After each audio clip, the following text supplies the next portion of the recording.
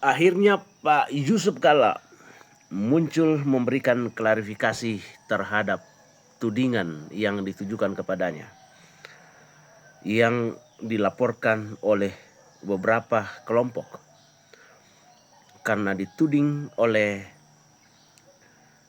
mereka sebagai penista agama.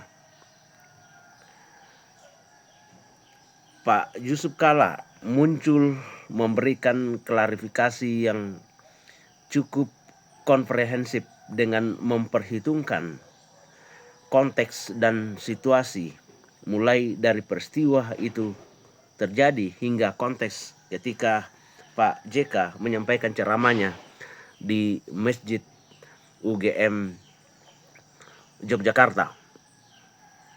Dari penjelasan Pak Yusuf Kalla yang cukup komprehensif dan menyeluruh, menunjukkan bahwa Pak Yusuf Kalla adalah seorang tokoh yang berpikir secara komprehensif, dan dia juga muncul dengan ketenangan yang luar biasa, menunjukkan bahwa Pak Yusuf Kalla adalah seorang tokoh yang memang matang secara intelektual dan juga matang secara emosional.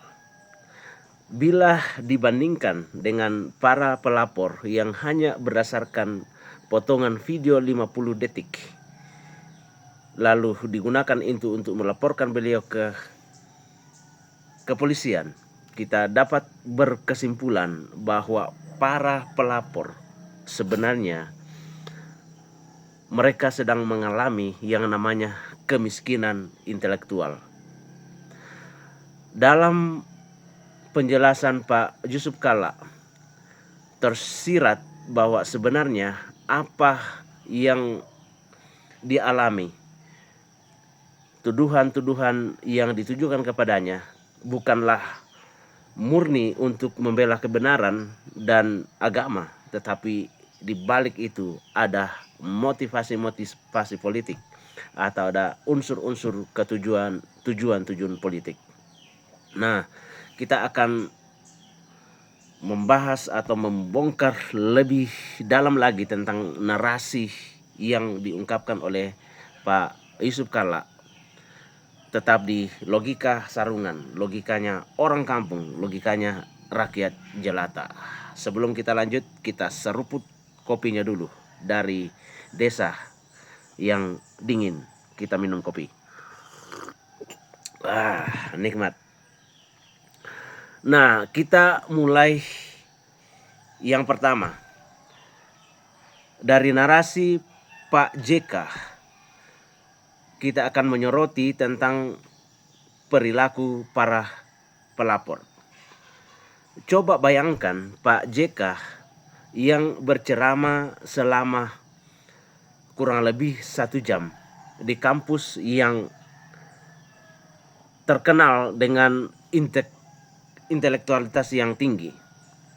Namun para pelapor hanya mengambil video 50 detik, mencabutnya dari alur cerita, lalu menjadikannya senjata untuk memukul beliau.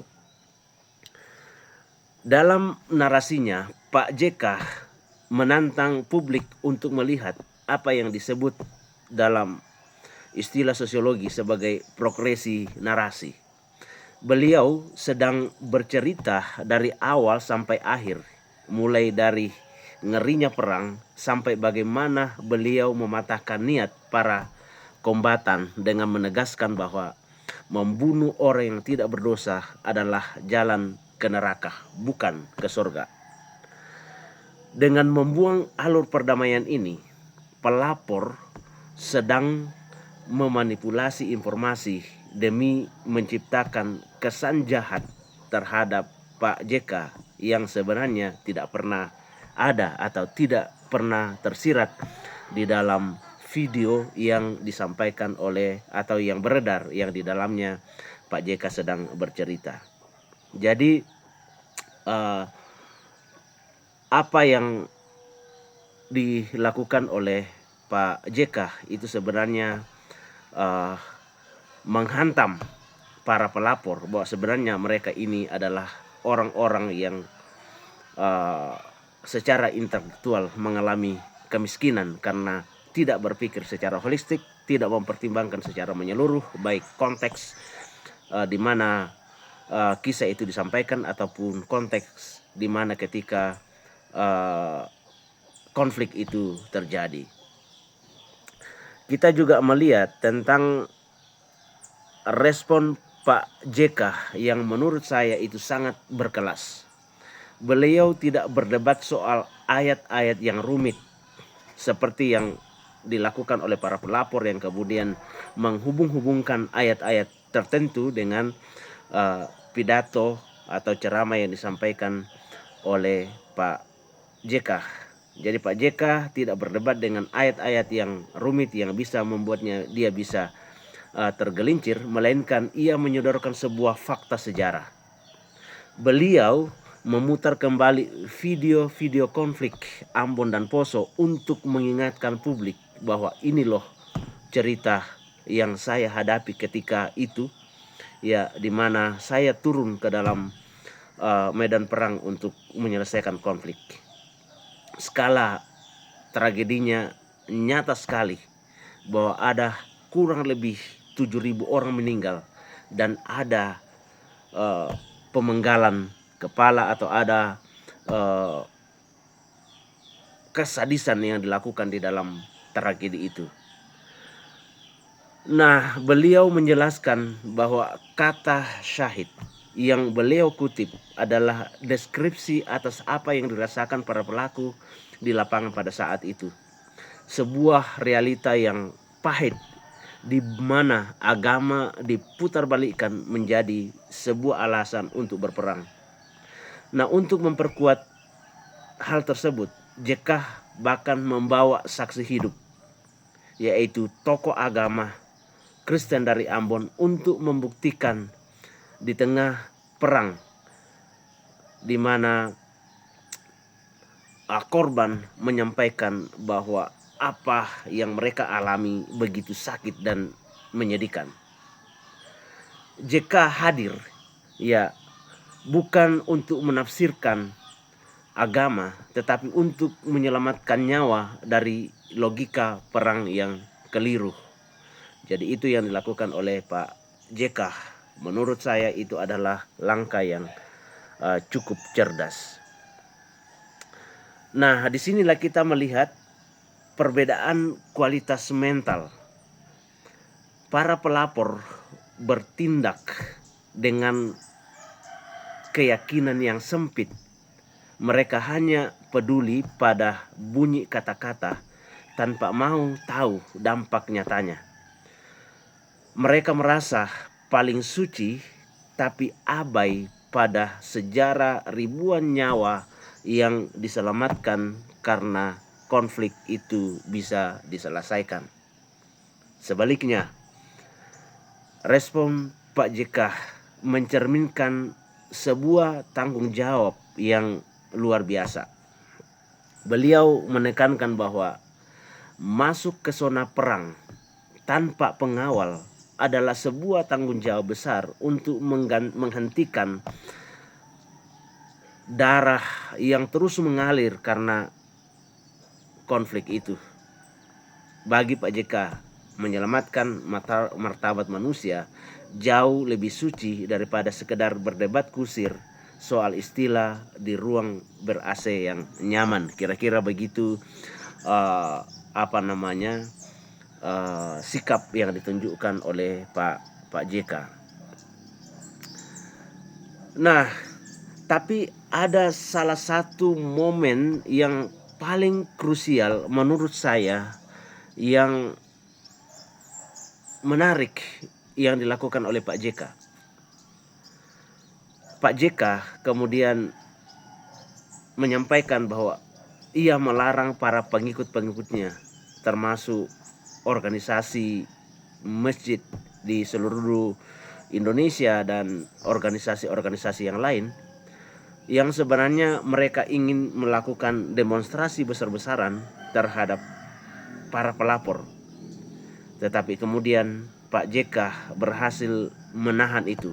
Nah, inilah sebuah kualitas seorang pemimpin yang langka, bahwa seorang pemimpin itu tidak perlu membawa-bawa massa, tidak perlu membawa-bawa demonstran untuk menyelesaikan sebuah persoalan. Saya kira ini sebuah teladan yang cukup baik dari Pak JK, bahwa Pak JK menghadapinya dengan seorang diri dan tidak perlu melibatkan massa atau melibatkan orang lain untuk membantunya menyelesaikan persoalan ini atau menekan para pelapor.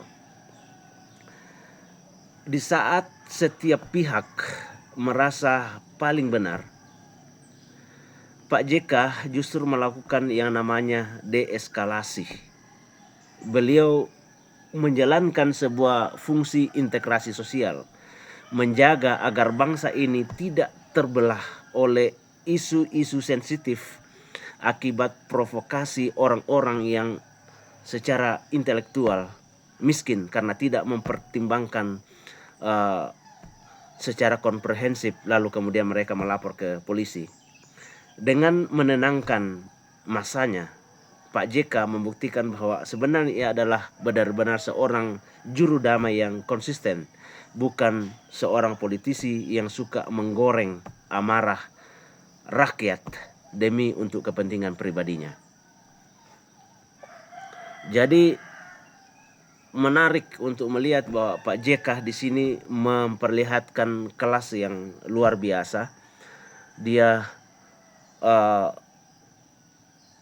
secara tidak langsung mengatakan bahwa kampus UKM ini adalah kampus yang dipenuhi dengan intelektual. Dia berceramah di masjid kaum intelektual, tetapi pelapornya tidak melihat itu, konteks itu, yang kemudian kita bisa berkesimpulan bahwa mereka yang melapornya itu adalah mereka-mereka yang miskin secara intelektual.